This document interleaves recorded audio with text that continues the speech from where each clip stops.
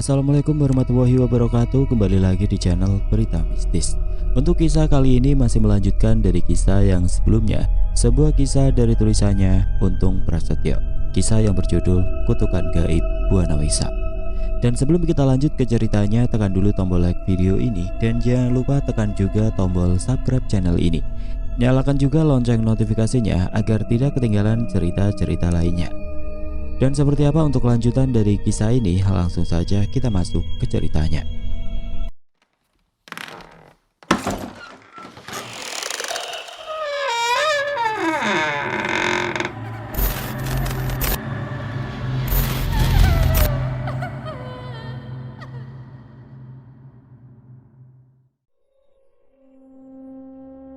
Langit yang menjadi gelap karena tertutup awan yang berwarna hitam pekat membuat keadaan di sekitarku menjadi sangat mencekam hari ini.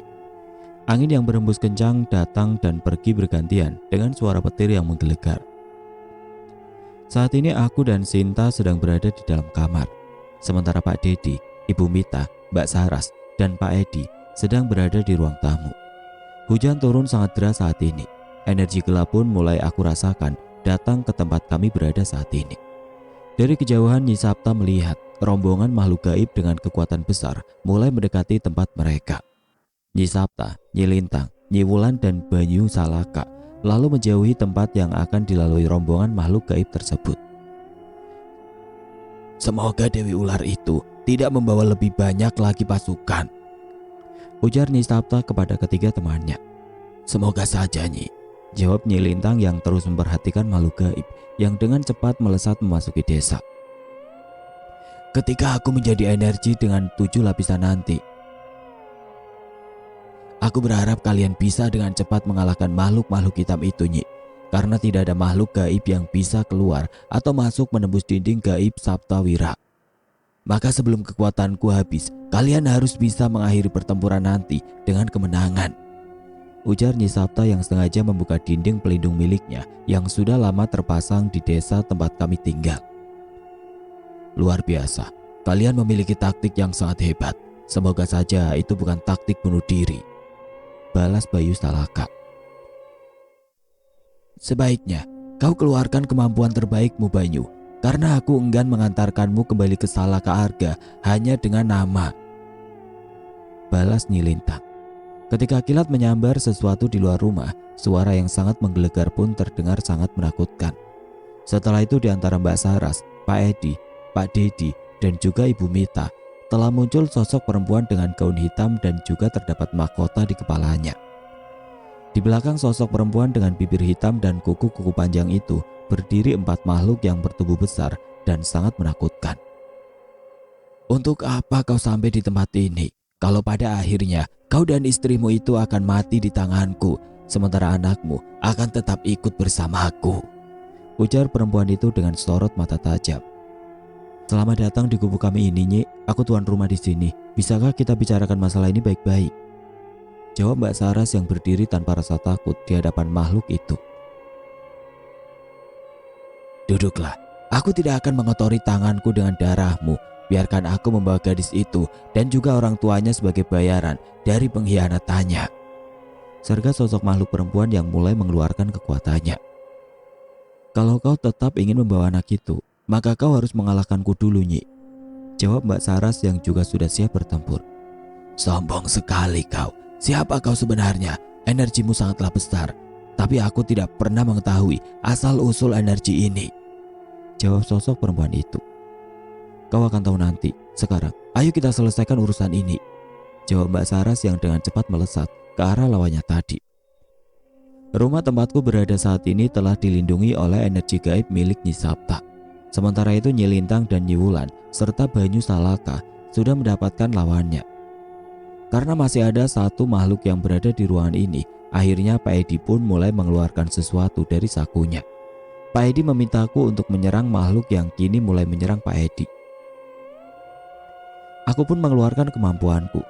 Setelah Mbak Saras mengajariku beberapa ilmu kanuragan untuk menyerang dengan energi murni milikku, inilah untuk pertama kalinya aku berhadapan langsung dengan makhluk gaib. Menyerang dan menghindari serangan-serangan mematikan dari makhluk tersebut. Sementara itu Pak Dedi dan Ibu Mita segera menyusul Sinta Apabila rencana Mbak Saras ini gagal, maka kami akan menggunakan rencana yang lainnya. Banyu Salaka terlihat sedang membantu Nyi Wulan yang sedikit kewalahan menghadapi makhluk dengan kulit yang sangat keras. Setelah mengalahkan lawannya dengan cepat, Banyu Salaka lalu melesat ke arah siluman buaya yang menjadi lawan kuat dari Nyi Wulan. Nyi Lintang terlihat dapat mengimbangi lawannya yang kini berwujud ular besar yang terus menyemburkan upas geni. Rupanya, kalian bukanlah makhluk sembarangan. Sebaiknya kalian bergabung bersama kami dan kalian dapat hidup abadi bersama kami dan kerajaan kami, ujar makhluk yang sedang berhadapan dengan Mbak Saras. Namaku Batari Welangwisa. Ikutlah bersama kami, Cak Ayu, imbu Batari Welangwisa kepada Mbak Saras.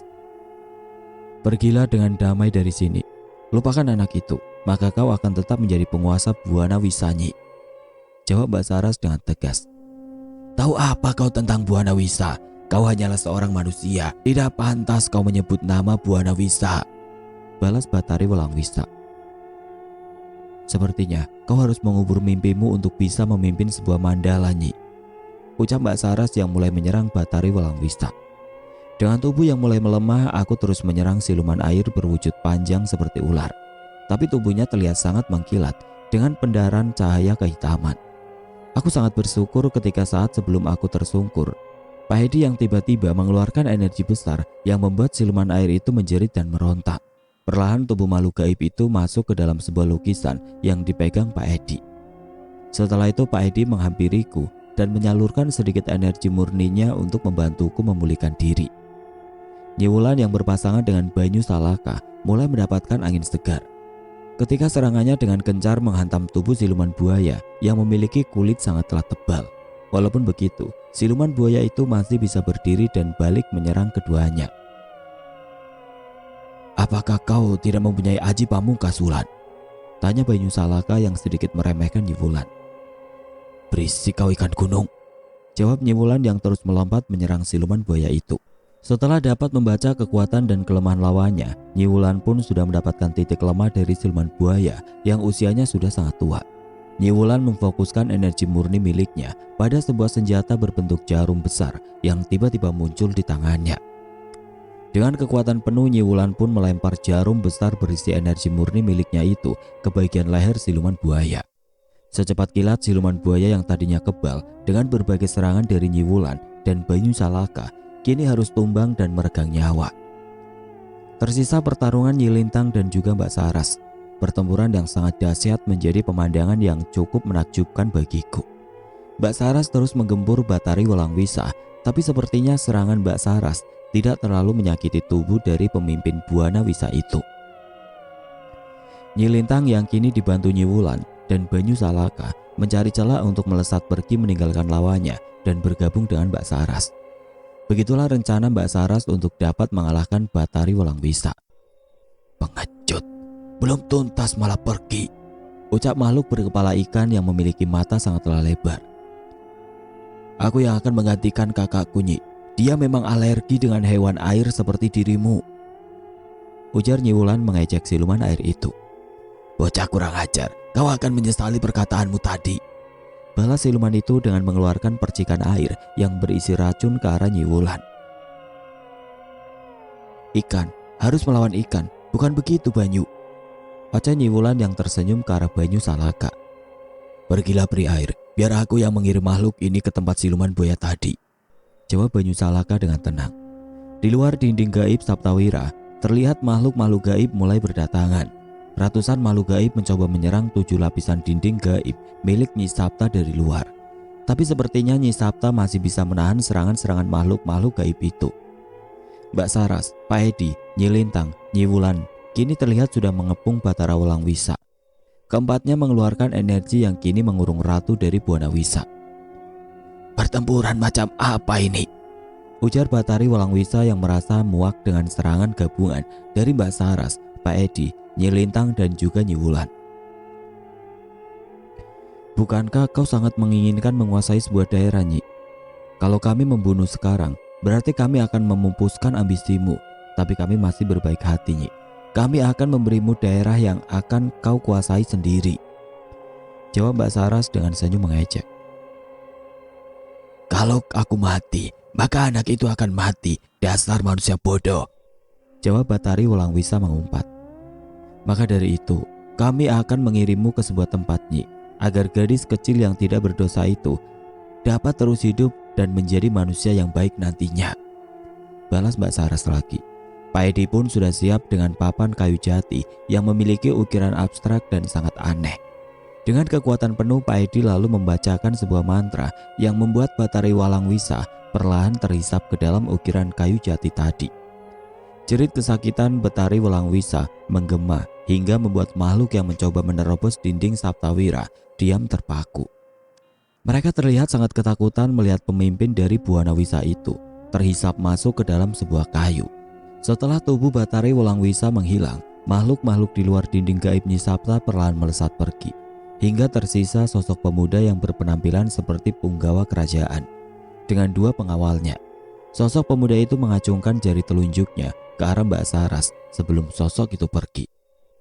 Di saat bersamaan, Banyu Salaka juga sudah berhasil mengalahkan lawannya, dan kini dia bergabung dengan Mbak Saras dan yang lainnya.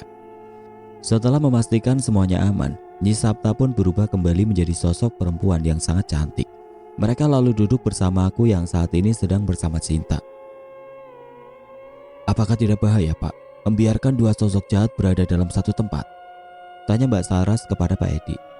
Mbak Saras yang tahu kalau di dalam papan kayu jati milik Pak Edi itu sudah ada Ki Dalang yang menghuninya merasa agak khawatir. Ukiran ini adalah sebuah tempat yang luas, Mbak Saras. Semoga saja keduanya tidak bertemu. Tapi kalau memang berjodoh, Ki Dalang pasti akan bertemu dengan Wolangwisa di sana. Ujar Pak Edi yang tertawa menanggapi kekhawatiran Mbak Saras. Sekarang, yang terpenting adalah menghilangkan tanda kutukan pada tubuh gadis itu, Ras. Jika tanda kutukannya telah hilang, kita dapat membakar tempat di mana makhluk itu berada. Bukan begitu, Pak Edi? Ujar Nyi Sapta. Benar, Nyi. Harusnya saya sudah membakar papan kayu ini. Tapi karena papan kayu ini adalah warisan dari orang tua saya, dan juga di dalamnya ada orang yang sudah memfitnah bapak saya, maka saya memutuskan untuk tetap menyimpan benda ini. Jawab Pak Edi. Kadang saya mendengar teriakan dari Ki Dalang yang meminta untuk dibebaskan. Tapi ketika dia berteriak, saya segera menggoyang-goyangkan papan kayu ini supaya dia diam karena kesakitan. Ibu Pak Edi. Bolehkah saya menyimpan benda itu, Pak? Tanya Mbak Saras kepada Pak Edi. Monggo, Mbak, silakan. Sepertinya akan lebih aman jika benda ini ada bersama sampean, Mbak. Jawab Pak Edi dengan tersenyum. Saya khawatir makhluk yang berdiri dan menunjuk ke arah kita tadi akan membalaskan dendamnya. Sepertinya sosok pemuda tadi masih ada hubungan dengan Batari Wolangwisa. Ujar Mbak Saras menjelaskan. Setelah pertempuran gaib tadi, Banyu Salaka pamit undur diri dan segera kembali ke Salaka Arga untuk memberitahu gurunya tentang kejadian malam ini. Nyi Sapta yang dibantu Nyi Lintang dan Nyi Wulan kembali memasang dinding gaib untuk melindungi desa tempatku tinggal. Sementara Mbak Saras akan mengantar Pak Edi yang akan kembali ke daerah asalnya. Aku dan Pak Dedi dan Ibu Mita serta Sinta dapat beristirahat tanpa terganggu lagi ketakutan akan makhluk gaib yang mengincar kami. Keesokan harinya kami kembali berkumpul untuk membicarakan tentang keluarga Pak Dedi. Mbak Saras pun mengusulkan, sebaiknya untuk beberapa minggu ke depan Sinta tetap berada di desa ini, sementara Pak Dedi dan Ibu Mita diizinkan untuk kembali ke kota asalnya. Mbak Saras menjelaskan kalau saat ini masih ada beberapa makhluk yang mengincar Sinta, karena makhluk-makhluk bawahan dari Batari Wolangwisa tahu bahwa ratunya belumlah mati, sehingga mereka akan berusaha menyelamatkan Batari Wolangwisa. Saya masih berusaha untuk dapat menghilangkan tanda kutukan yang ada di tangan Sinta. Setelah tanda kutukan itu menghilang, saya akan memusnahkan makhluk penghuni sungai besar itu. Ujar Mbak Saras menjelaskan kepada Pak Dedi dan Ibu Mita. Kami ikut bagaimana baiknya saja, Mbak Saras. Bila memang diizinkan, saya yang akan kembali dulu ke kota, sementara istri dan anak saya akan menetap di desa ini untuk sementara. Jawab Pak Dedi. Kalau begitu, sebaiknya besok pagi Anda berangkat menuju ke kota. Ucap Mbak Saras lagi. Baiklah Mbak Saras, sekali lagi kami sekeluarga mengucapkan banyak terima kasih atas bantuan yang Mbak Saras dan kawan-kawan berikan kepada kami. Ujar Pak Dedi. Sudah 1 minggu setelah pertempuran gaib itu berlalu, aku bersama Sinta dan Ibu Mita masih menempati rumah milik kakak perempuanku. Mbak Saras juga masih terus melatihku sambil sesekali mengurangi energi kutukan yang masih ada di tubuh Sinta. Semoga saja Sinta dapat segera terbebas dari kekuatan hitam milik Batari Wolangwisa yang ada di tubuhnya. Aku yang tadinya hanya seorang yang tidak mengerti akan dunia gaib, kini sudah terbiasa menyaksikan makhluk-makhluk gaib dengan wujud yang berbeda-beda. Tadinya aku meminta Mbak Saras untuk menutup kembali indera keenamku supaya aku kembali menjadi orang biasa. Tapi Mbak Saras menjelaskan bahwa di dalam tubuhku kini terdapat kekuatan dari Buana Wisa. Karena yang memberi kutukan kepadaku bukanlah Batari Wolangwisa, tapi sosok yang menyerangku sewaktu berada di rumah Pak Dedi adalah makhluk lain yang membantu Wolangwisa. Dan makhluk itu telah binasa, tapi kekuatannya tertinggal di dalam tubuhku. Jadi Mbak Saras terpaksa membuka indera keenamku supaya energi hitam yang ada di tubuhku menyatu dengan energi murni milikku. Sepertinya kisah-kisah gaib seperti ini akan terus aku alami bersama Mbak Saras. Setelah membantu keluarga Mas Dedi dan Mbak Mita membebaskan keluarga mereka dari jerat penguasa Buana Wisa, akhirnya aku harus kembali dihadapkan dengan situasi sulit. 5 arwah penasaran dari Pulau Kematian kembali mendatangiku untuk memberitahukan bahwa Arga sudah hampir 1 minggu berada di pulau yang menjadi tempat terbunuhnya Rudi, Dewi, Rita, Pak Mamat dan Pak Soleh, serta puluhan orang lainnya. Kelima arwah itu merasakan adanya keanehan dari Alek yang sebelumnya mengaku sudah bertobat dan ingin menjalankan bisnisnya dengan baik. Rudi yang terus mengintai Alek beberapa kali melihat Alek sedang berkomunikasi dengan seseorang yang memiliki aura hitam serta energi yang sangat besar. Arwah Rudi bahkan hampir menjadi budak orang sakti itu. Setelah beberapa makhluk gaib peliharaannya menangkap Rudi yang sedang mengintai Alek dan orang asing tersebut, beruntungnya orang sakti itu tidak mengenal arwah Rudi dan hanya menganggap bahwa Rudi adalah arwah penasaran korban dari tabrak lari atau kejahatan lainnya. Sehingga makhluk-makhluk gaib peliharaan orang itu pun melepasnya. Setelah itu Rudi mencari Dewi, Rita, Pak Soleh, dan Pak Mamat untuk menceritakan hasil pengintaiannya. Dan langsung mengajak semua teman lamanya itu untuk mencariku. "Apa yang kau ketahui tentang Alek, Mas?" tanyaku kepada sosok arwah Mas Rudi. "Aku mendengar bahwa dia memiliki dendam yang sangat mendalam kepada salah satu temannya dan ingin membalaskan rasa sakit hatinya itu di sebuah tempat," ujar Mas Rudi yang menceritakan tentang pertemuan Alek dan orang yang memiliki aura hitam itu. "Sebelum jin-jin peliharaan orang itu menangkapku, aku mendengar bahwa Alek meminta bantuan orang untuk mengirim Arga ke sebuah tempat yang sedang diperbaikinya. Sayangnya aku terlambat untuk memberitahu Arga karena selama 3 hari aku selalu diikuti dan diawasi oleh jin-jin peliharaan orang sakti itu," Ibu Mas Rudi menjelaskan. "Lalu, apakah Arga memang benar berangkat ke pulau itu lagi, Mas?" tanyaku yang mulai khawatir dengan Arga. "Benar, Ras. Arga pergi ke pulau pembantaian itu. Setelah jin-jin yang mengikutiku pergi, aku lalu bergerak menuju dermaga.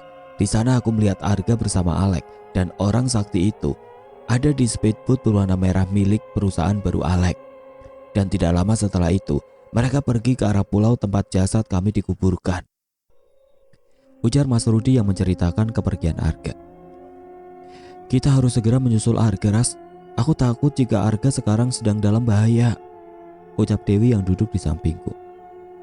"Berarti benar apa yang Nanda sampaikan beberapa hari yang lalu? Padahal aku baru saja ingin menikmati waktu luangku, Wi," jawabku dengan menghela nafas kasar. "Tapi baiklah, aku akan menyusul Arga ke sana. Apakah kalian ingin ikut kembali ke pulau itu?"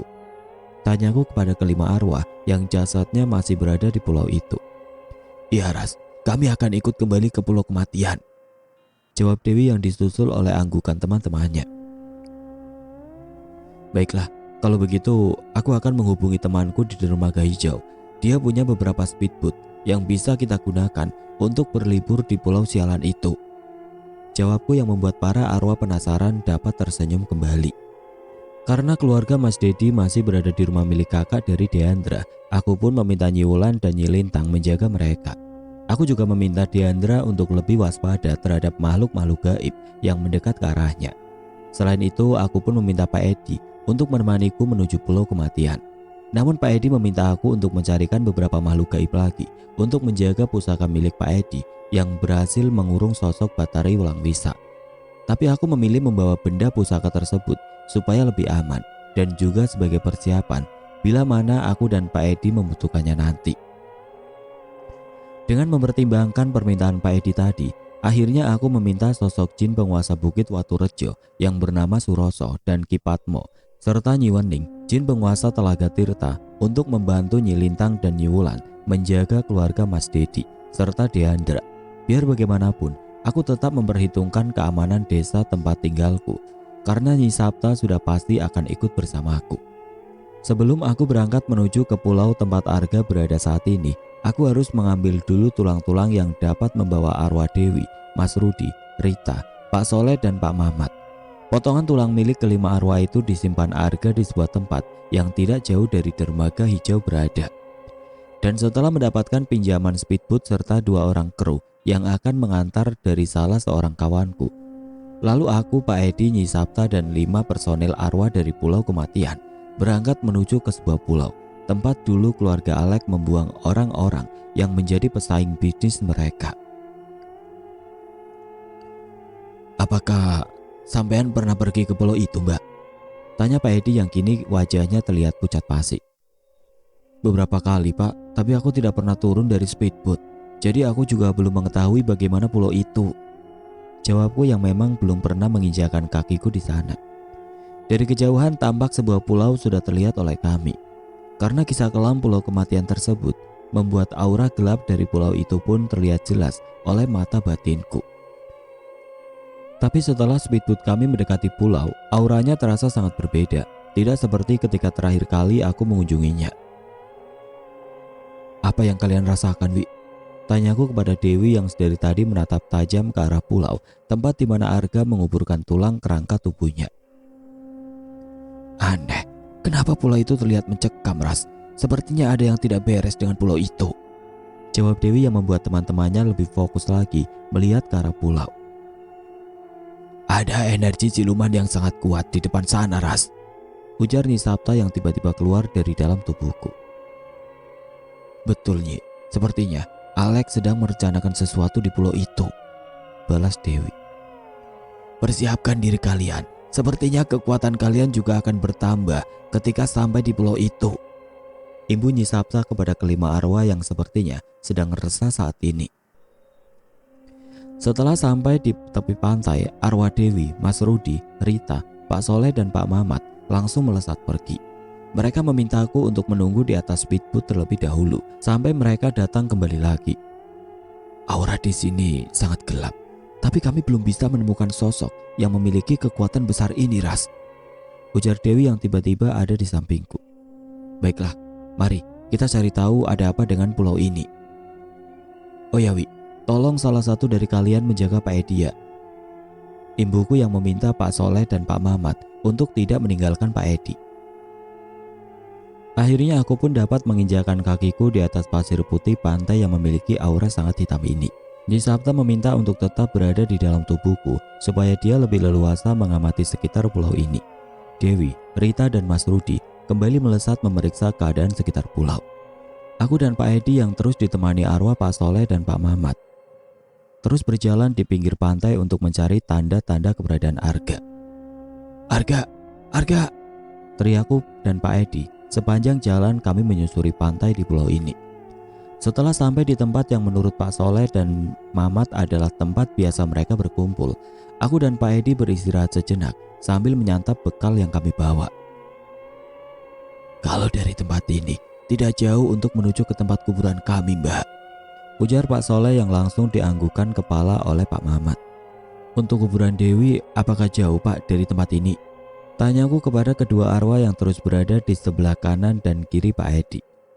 "Kalau berjalan santai ya kira-kira 1 jam lah, Mbak. Karena jalan menuju ke sana pasti sudah tertutup semak belukar," jawab Pak Mamat yang sepertinya lebih paham tentang tempat ini dibandingkan dengan Pak Soleh. "Apakah benar Arga berada di pulau ini, Mbak?" tanya Pak Edi yang sepertinya ragu akan keberadaan Arga di sini. "Aku belum dapat merasakan energi milik Arga, Pak. Entahlah apakah dia ada di sini atau..." Belum sempat aku melanjutkan kata-kata itu, tiba-tiba Dewi muncul dengan wajah pucat dan sangat ketakutan. "Cepat, kalian pergi dari tempat ini, Ras. Di tempat ini sudah dijaga puluhan jin yang memiliki kekuatan hebat. Saat ini Rita dan Rudy sedang bertarung melawan jin-jin hitam yang ingin menangkap kami," ujar Dewi yang terlihat sedang kebingungan. "Ayo Mbak Dewi, kita bantu Pak Rudy dan Mbak Rita," ujar Pak Soleh yang langsung melesat pergi tanpa permisi lagi, diikuti oleh Pak Mamat di belakangnya. "Sebaiknya kita merencanakan sesuatu dulu, Wi. Aku tunggu kalian di speedboat. Jangan memaksakan diri kalian untuk menghadapi makhluk-makhluk gaib itu," ujarku yang segera mengajak Pak Edi untuk kembali ke atas speedboat. Untuk mempersingkat waktu, aku pun menggunakan sebuah ilmu yang aku pelajari dari Kisabda untuk membawa Pak Edi kembali ke atas speedboat. Pak Edi yang sudah dapat mengetahui apa yang aku pikirkan segera memejamkan kedua matanya sebelum aku menyentuh pundaknya. Sesaat kemudian kami pun sudah berada di atas speedboat kami. Aku meminta kepada kedua orang kru speedboat untuk bersiap pergi dari tempat kami berada. Dan ketika kelima arwah itu sudah berada di dalam speedboat, Mas Hendy yang bertugas menjadi juru kemudi pun segera meluncur menjauhi pulau. Terlihat beberapa jin dengan kekuatan tinggi ingin mengejar kami, tapi karena keterbatasan ilmu mereka, akhirnya mereka pun kembali lagi ke pulau sialan itu. "Kita kembali ke dermaga, Mas," pintaku kepada Mas Hendy.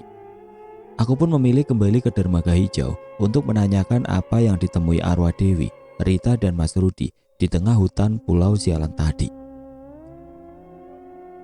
"Beruntungnya kita segera pergi dari pulau itu, Ras. Tanpa rencana matang, kita hanya akan menjadi makanan empuk dari makhluk-makhluk di tempat itu," ujar Nisapta yang juga merasakan adanya kekuatan besar di pulau tersebut. "Sebaiknya kita cari Alek dulu saja, Nyi," balasku yang merasa mulai kesal karena sepertinya aku telah masuk dalam perangkap Alek dengan begitu mudahnya. "Apa yang kalian temui di dalam hutan tadi, Mas?" tanyaku kepada sosok arwah Mas Rudy yang hanya diam termenung dari tadi. "Puluhan jin yang entah datangnya dari mana. Benar seperti katamu tadi, Ras. Kau sudah dijebak Alek untuk pergi ke pulau itu, dan permainan orang sakti yang membantu Alek sangatlah licin," jawab Mas Rudy yang sepertinya masih memikirkan sesuatu. "Puluhan jin tadi sepertinya memang berniat untuk menangkap kita, Ras," imbu Dewi. "Sesampainya di dermaga, apakah kalian bisa segera mencari Alek, Wi?" tanyaku kepada Dewi dan yang lainnya. "Biar kami saja yang mencari bocah sialan itu, Mbak Saras," ujar Pak Mamat yang pandangannya menuju kepada Pak Soleh dan Rita.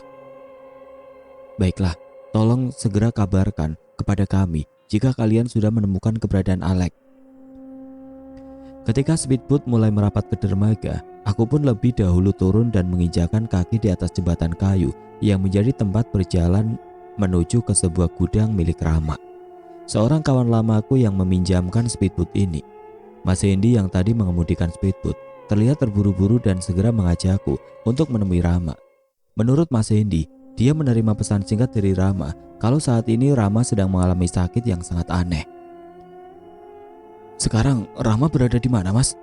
tanyaku yang juga memiliki firasat buruk terhadap Rama. "Dia berada di belakang bangunan gudang itu, Mbak," jawab Mas Hendy sambil menuju ke sebuah bangunan besar di depan kami. Kami pun lalu berlari ke arah bangunan yang dimaksud oleh Mas Hendy, tapi rupanya langkah kami harus terhenti karena saat ini kami sudah dikepung oleh beberapa banaspati yang langsung mengarahkan bola-bola energinya ke arah kami. Tanpa aku perintah lagi, Nyi Sapta lalu keluar dari dalam tubuhku dan membuat dinding gaib pelindung untuk melindungi kami dari serangan liar 4 banaspati yang bertubuh sangatlah besar. "Dari sini, aku bisa mengurung 2 makhluk itu ke dalam pusaka ini, Mbak," ujar Pak Edi yang langsung menyiapkan ukiran kayu yang bernama Pusara Sukmo Jati. "Baiklah Pak, sisanya aku yang urus," jawabku yang langsung mengeluarkan energi murni milikku. Karena emosiku sudah berada di tingkat yang tinggi, aku tidak lagi merasakan khawatir dengan bola-bola api yang semakin banyak mengelilingi kami. Aku pun lalu keluar dari dalam dinding pelindung milik Nyi Sapta dan langsung melemparkan energi murni yang sudah berada di genggaman kedua tanganku.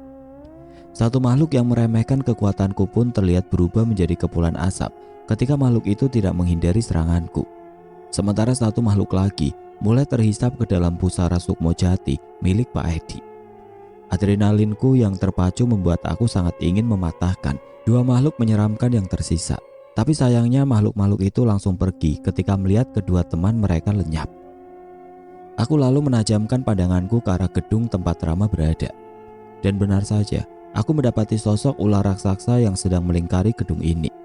Karena masih merasa sangat kesal, tanpa bertanya lagi aku segera melemparkan seluruh energi yang sudah aku persiapkan untuk menghancurkan Banaspati tadi. Ketika energi murni milikku tepat mengenai tubuh ular raksasa yang sedang lengah itu, dengan seketika tubuhnya menghilang dari pandanganku.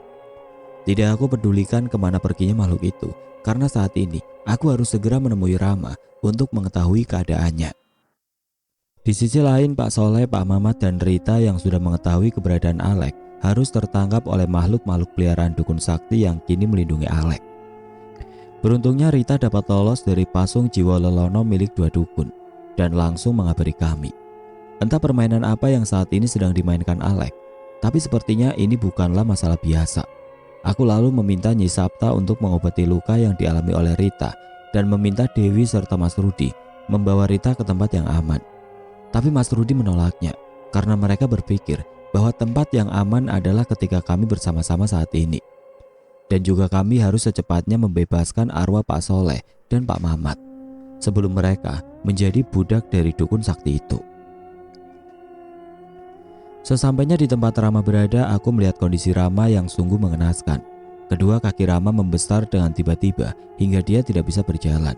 Wajah Rama sangat pucat menahan sakit yang dirasakannya, hingga beberapa kali dia tidak sadarkan diri. Mas Fahri yang dari tadi sore bersama Rama pun menceritakan tentang Rama yang tiba-tiba menjerit kesakitan. Dan setelah itu, kedua kakinya membengkak hingga dia pingsan karena tidak mampu menahan sakit. Nyi Sapta lalu membuat dinding pelindung untuk mengurung kami semua. Hal itu aku minta supaya ketika jin yang sedang membuat Rama sakit keluar dari tubuhnya, kami bisa langsung menangkapnya. Sebelum aku memulai pengobatan Rama, aku meminta Pak Edi mempersiapkan diri untuk menghadapi jin-jin yang akan keluar dari tubuh Rama.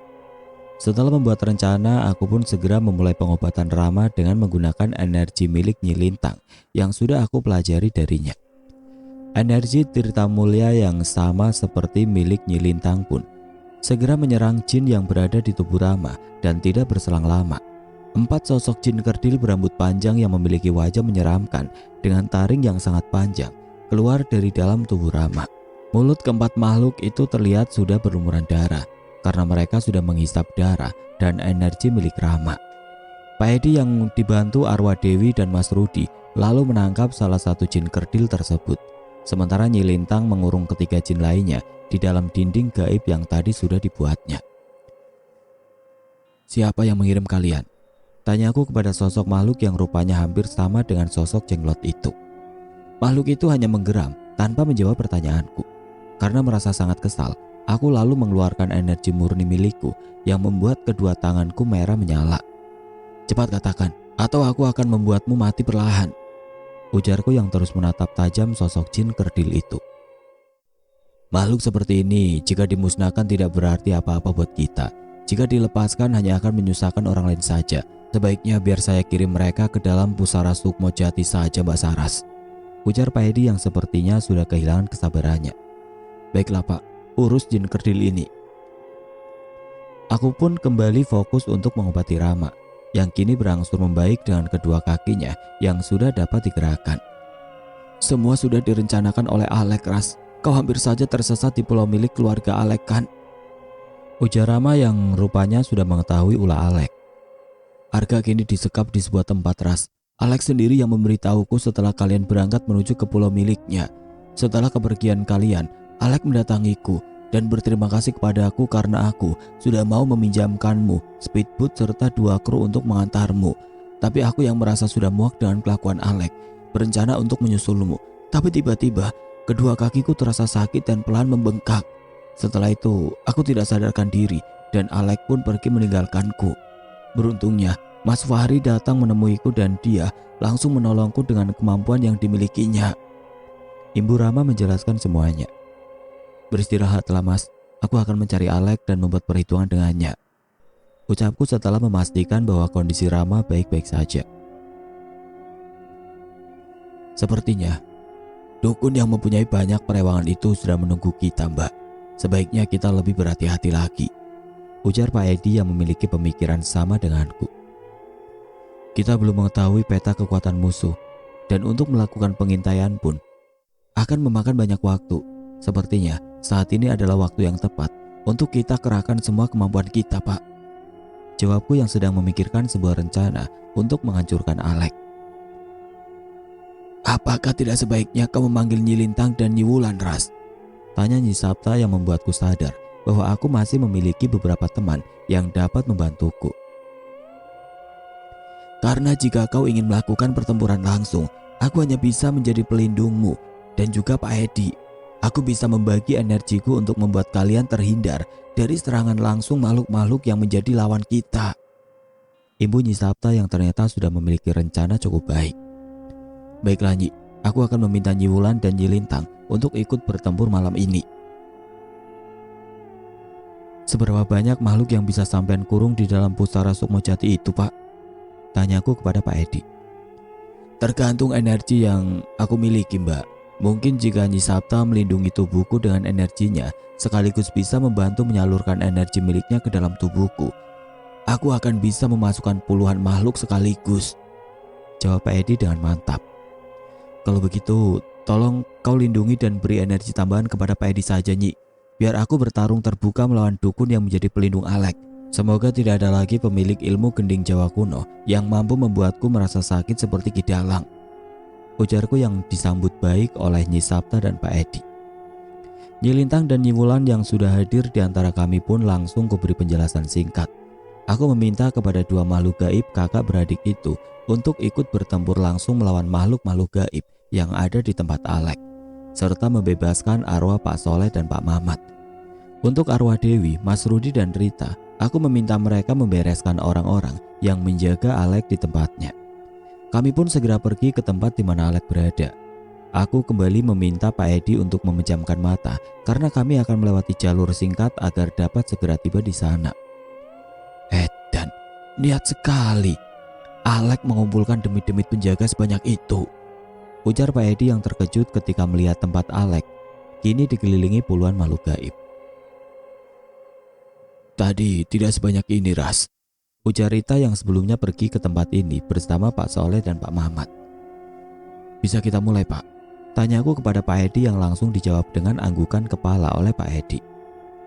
Tubuh Pak Edi yang sudah diselimuti energi milik Nyi Sapta kini memendarkan cahaya kuning kemasan yang menarik perhatian demit-demit yang berjaga mengelilingi rumah Alek. Dengan energi melimpah, kami berharap Pak Edi dapat dengan cepat mengurung makhluk-makhluk gaib itu ke dalam pusara Sukmojati.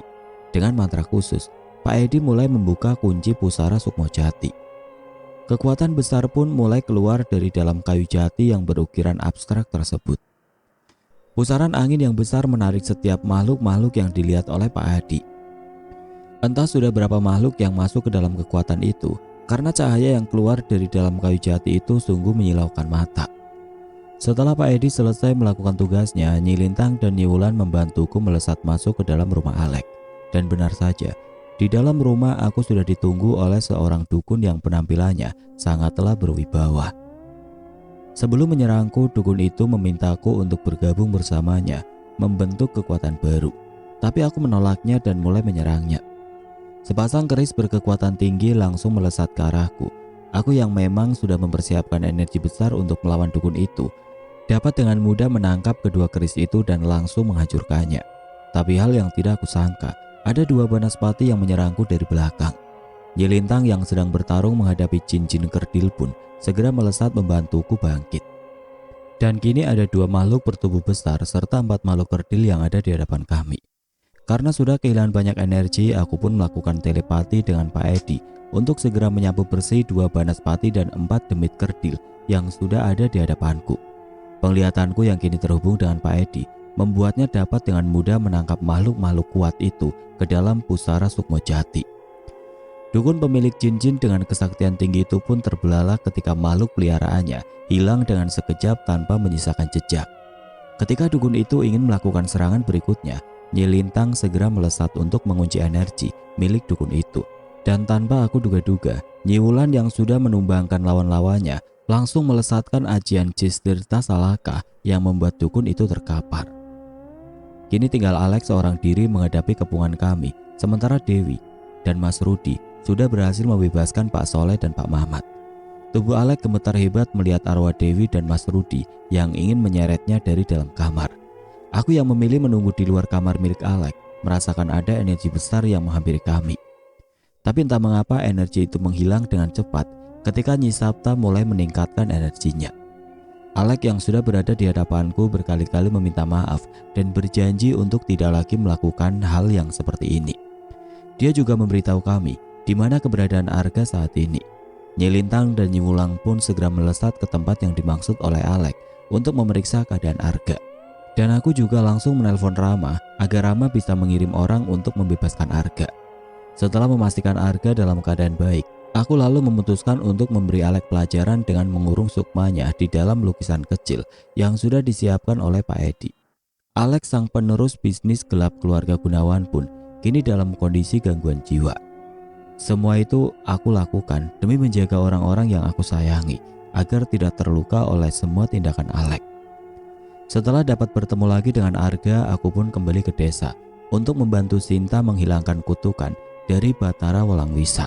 Untuk menghilangkan energi Batara Walangwisa diperlukan kesabaran lebih. Mengingat penguasa Buana Wisa itu masih hidup dan masih mencoba untuk keluar dari pusara Sukmajati. Oke teman-teman, sekian untuk kisah kali ini. Bagaimana menurut kalian tentang kisah ini? Tulis komentar kalian di kolom komentar. Dan buat teman-teman yang baru bergabung, jangan lupa untuk like, komen, share, serta subscribe channel ini. Dan nantikan kisah-kisah horor berikutnya tetap di channel Berita Mistis. Wassalamualaikum warahmatullahi wabarakatuh.